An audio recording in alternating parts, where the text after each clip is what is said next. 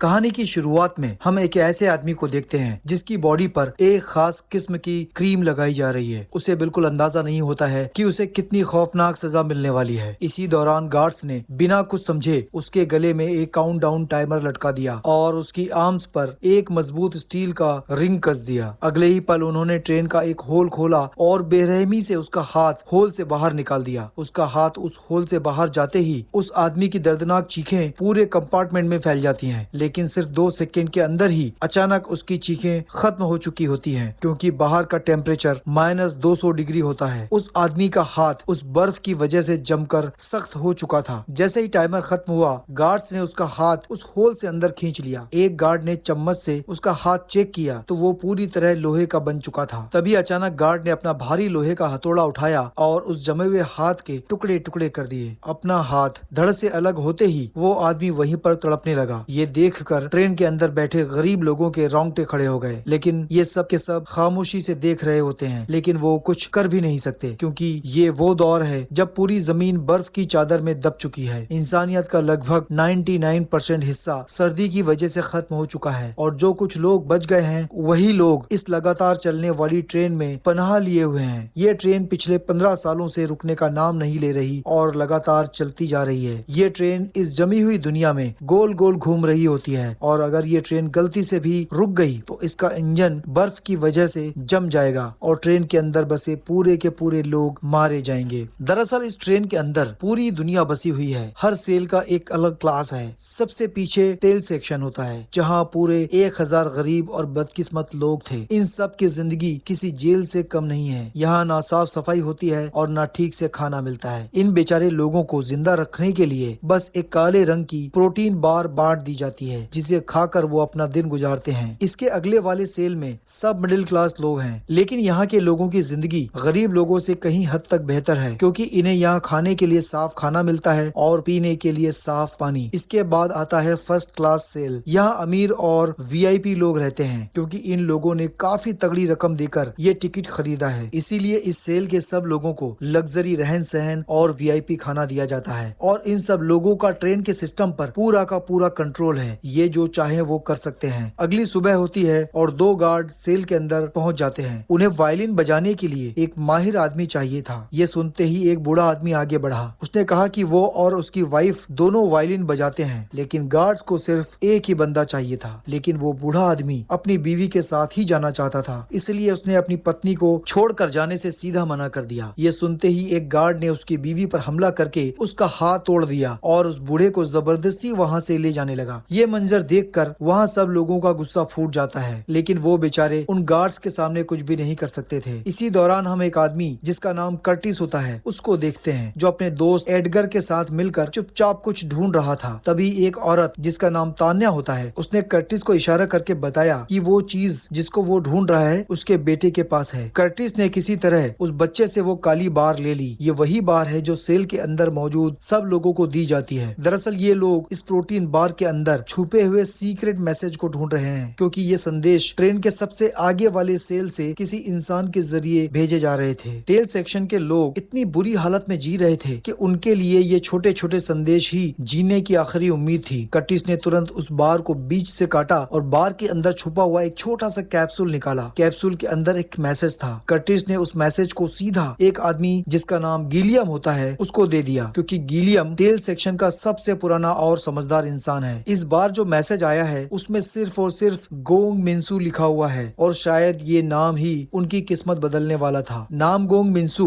वो आदमी जिसने खुद इस ट्रेन के सिक्योरिटी सिस्टम्स डिजाइन किए थे, लेकिन उसकी बदकिस्मती की अब यहाँ की पुलिस ने उसे ही ट्रेन के जेल के सेक्शन में कैद कर रखा है। यहाँ कर्टिस गिलियम के साथ मिलकर एक प्लान बनाता है कि अगर हमें यहाँ से आजादी चाहिए तो हमें किसी भी तरह करके नाम गोंग को जेल से बाहर निकालना होगा, क्योंकि वही आखिरी रास्ता है। हम उसकी मदद से एक एक करके ट्रेन के सारे दरवाजे खोलते हुए सीधा इंजन तक पहुंच जाएंगे। अगर इंजन उनके कंट्रोल में आ गया तो सिर्फ ट्रेन ही नहीं बल्कि वो सब के सब इस ट्रेन को अपने काबू में करके सीधे फर्स्ट क्लास सेल के अंदर जा सकते थे। लेकिन आज सब कुछ बदलने वाला था। उसी रात सेल के अंदर एक औरत जिसका नाम मेसन होता है वो आती है। इस बार उनकी डिमांड और भी ज्यादा खौफनाक थी। उन्हें एक बच्चा चाहिए था। उस औरत ने आते ही सब बच्चों की हाइट मापना शुरू कर दी। ये देखते ही तानिया अपने बेटे को अपने पीछे छुपा लेती है, लेकिन तभी मेसन ने उसे देख देख लिया है और सारे गार्ड जबरदस्ती उस बच्चे को खींच कर वहाँ से ले जाते हैं। ये बच्चा वो लोग क्यों लेकर गए ये हमें आगे जाकर पता चलेगा। जैसे ही एंड्रू ने उसे जाते हुए देखा उसका गुस्सा फूट पड़ा। उसने सब गार्ड्स पर हमला करके उस मेसन के सर पर अपना जोरदार जूता दे मारा, लेकिन मेसन बिना कुछ कहे उस बच्चे को लेकर वहाँ से चली जाती है। कुछ ही देर बाद सब गार्ड्स वापस आकर एंड्रयू को अपने साथ ले जाते हैं क्योंकि अब उसकी सजा का समय आ चुका था। ये वही सजा थी जो हमने कहानी की शुरुआत में देखी थी। एंड्रयू का हाथ जैसे ही ट्रेन से बाहर गया, ठीक 2 मिनट के अंदर ही अंदर उसका हाथ तड़पती हुई बर्फ ने लोहे की तरह जमा दिया। गार्ड्स ने बिना किसी रहम के एक हथौड़ा उठाया और उसके हाथ को लकड़ी की तरह बीच से तोड़ दिया। हाथ के टुकड़े होते ही एंड्रयू दर्द से चीखने लगा, लेकिन अभी ये सजा नहीं थी, सिर्फ एक वार्निंग थी। तभी वहाँ एक औरत जो इस ट्रेन की मिनिस्टर थी, हाथ में पकड़ा हुआ वही जूता लेकर आती है जो एंड्रयू ने उस मेसन को मारा था। उसने आते ही सबसे कहा, इंसान की पहचान उसके जूते से होती है और जूता पैरों में ही जचता है, सर पर नहीं। अपनी औकात हमेशा याद रखना और आज के बाद जिसने भी जूता उठाने की कोशिश की तो उसकी सजा इससे भी बदतर होगी। मिनिस्टर के इन लफ्जों ने टेल सेक्शन के सब लोगों के खून में आग लगा दी। सबके अंदर बदले की आग भड़कने लगी, लेकिन वो चाहकर भी उनसे पंगा नहीं ले सकते थे क्योंकि इस सेल के अंदर सबसे पुराने आदमी गिलियम को भी ठीक ऐसे ही सजा दी गई थी जिससे उसकी टांग काट दी गई थी। इसीलिए अब कर्टिस किसी भी तरह करके जो कुछ हो चुका है सबका बदला लेने की ठान लेता है क्योंकि अब वो अपनी जिंदगी यहाँ कुत्ते की तरह गुजार नहीं सकते थे। कर्टिस ने उस बूढ़े आदमी से कहा, मुझे लगता है गार्ड्स की गनों में सब बची कुछ गोलियां खत्म हो चुकी हैं क्योंकि पिछले 10 सालों में जितनी भी छोटी बड़ी जंग हुई थी उनमें सारी गोलियां खत्म हो चुकी थी और ट्रेन के अंदर नई गोलियां बनाने का कोई सिस्टम ही नहीं है। मतलब गार्ड सिर्फ खौफ पैदा करने के लिए खाली गन्स लेकर घूम रहे हैं। अब उसने फैसला किया कि अब वक्त आ गया है इस शक को दूर करने का। वो बिना सोचे समझे उन गार्ड्स के सामने चला गया। जाते ही उसने उनकी गन अपने माथे पर तान दी और तुरंत उस गन का ट्रिगर दबा दिया। दबाते ही कोई भी गोली उस पर नहीं चली। ये देखकर एडगर ने जोर से चीख कर सबको बताया कि उनकी गोलियां खत्म हो चुकी हैं। ये सुनते ही सब लोगों ने पहले से छुपाया हुआ एक बहुत ही बड़ा ड्रम उठाया और सीधे उन गार्ड्स पर बम की तरह फेंक दिया, जिससे कुछ गार्ड्स वहीं पर ढेर हो गए। सब ने एक के बाद एक उन पर हल्ला बोल दिया, जिससे धीरे धीरे सब गार्ड्स वहीं पर ढेर होते गए। देखते ही देखते सब गरीब लोगों ने उनकी धज्जियां उड़ा दी, लेकिन तभी उनके सामने एक बहुत ही मोटा टकला गार्ड आ गया। बहुत ही बड़ा लोहे का टुकड़ा उसके हाथ लगते ही उसने सबको मारना शुरू कर दिया। लेकिन तभी भीड़ के बीच से एक पतला आदमी खड़ा हुआ। आज उसका बदला लेने का समय आ चुका था। वो सीधा उसकी तरफ दौड़ लगा देता है। मौका देखते ही उसने उस टकले के अंदर चाकू घोंप दिया और उसके पास पड़ी सारी चाबियां बाहर निकाल ली। चाबियां हाथ लगते ही वो सब जेल सेक्शन तक पहुंच गए। वहां जाते ही उन्होंने सबसे पहले नामगंग मिंसू को आजाद करके उसे सेल से बाहर निकाला, लेकिन वो आदमी सेल के अंदर पूरी तरह से बेहोश पड़ा था। काफी देर उठाने के बाद भी वो आदमी नहीं उठा। आखिरकार उन्होंने अपना दिमाग लगाया और तभी कर्टिस ने कुछ गोलियां बाहर निकाली। ये गोलियां वहाँ खाने की कोई चीज नहीं थी, बल्कि ये क्रोनोल टेबलेट थी, जिसकी वजह से सब नशे में धुत पड़ जाते हैं। जैसे ही कर्टिस ने वो गोलियां उसे सुंघाई, वो तुरंत उठ गया। उसकी बेटी के अंदर भी एक खास बात थी, वो ये कि बंद सेल के पार भी वो पूरी तरह से सूंघ सकती थी कि वहाँ क्या हो रहा है और क्या नहीं। उठते ही कर्टिस ने उससे कहा कि तुमने हमारी मदद की तो तुम्हें हर दरवाजा खोलने के बदले एक क्रोनोल गोली दी जाएगी। ये डील सुनते ही उसने अपना काम शुरू कर दिया और कुछ ही देर बाद उसने सबसे पहले पहला दरवाजा खोल दिया। दरवाजा खोलते ही वो सबसे पहले किचन वाली सेल में पहुंचे, जहाँ कोई भी नहीं था। उनके सामने एक ऐसी चीज आई जो उन्होंने सालों से नहीं देखी थी। खिड़कियां और उन खिड़कियों से आती हुई सूरज की रोशनी। 17 साल बाद उन गरीब लोगों ने अपने सामने पहली बार रोशनी देखी थी। उसी पल उन्हें याद आया कि दुनिया कभी अंधेरे में थी ही नहीं। अपने सामने बाहर की दुनिया देखकर उनकी खुशी का ठिकाना नहीं था। अब उन्हें अपनी जिंदगी जीने की आखिरी आस भी लग चुकी थी। वो तुरंत अगले सेल में पहुंचते हैं, जहां उनके सामने एक आदमी था जो टेल सेक्शन के सभी लोगों के लिए वो काले रंग की प्रोटीन बार बनाता था। जैसे ही कर्टिस ने झांक कर प्रोटीन बार को बनते देखा तो उसकी रूह कांप उठी, क्योंकि वो प्रोटीन बार जले हुए कॉकरोच को पीस कर बनाई जा रही थी। अपने सामने ये मंजर देखकर उसके रोंगटे खड़े हो गए, क्योंकि जो वो इतने सालों से खा रहे थे वो गंदे कॉकरोच को पीसा हुआ कीमा खा रहे थे। ये देखते ही कर्टिस उस आदमी को पकड़कर पीटने ही वाला था, लेकिन तभी उसने दिखाया कि उसे भी खाने में यही प्रोटीन बार दी जाती है, क्योंकि यहाँ की मिनिस्टर ने उसे धमकी दी थी कि अगर उसने ये प्रोटीन बार नहीं बनाई तो उसे भी मार दिया जाएगा। इसीलिए कर्टिस मजबूरन उसे छोड़ देता है और ये बात किसी को नहीं बताता। वो जानता था कि अगर ये सच सबको पता चल गया तो लोग लड़ने से पहले ही हार मान जाएंगे। इसलिए वो इस राज को अपने अंदर दबा लेता है। कई सालों बाद उनके सामने ढेर सारी प्रोटीन बार थी, जिसे देखते ही वो अंधे की तरह टूट पड़े। इसी दौरान कर्टिस को एक और मैसेज मिला। जैसे ही उसने उसे खोला, उस पर वाटर लिखा हुआ था और ये ये एक सिंपल लफ्ज था, लेकिन शायद इसके पीछे भी कोई बड़ा राज छुपा हुआ था। कर्टिस ने जैसे ही वो संदेश उस बूढ़े आदमी को दिया, उसे तुरंत समझ आ गया कि अब उन्हें ट्रेन के वाटर सप्लाई सेक्शन तक पहुंचना होगा। ये ट्रेन का सबसे अहम हिस्सा था। अगर वो यहाँ उस हिस्से को अपने नियंत्रण में ले लेते हैं तो वो सब फर्स्ट क्लास वालों का पानी बंद करके उनसे अपनी बात मनवा सकते हैं और बिजनेस क्लास वाले सेल में अपनी जगह बना सकते हैं। लेकिन ये काम जितना सोचने में आसान लग रहा था उतना ही मुश्किल था।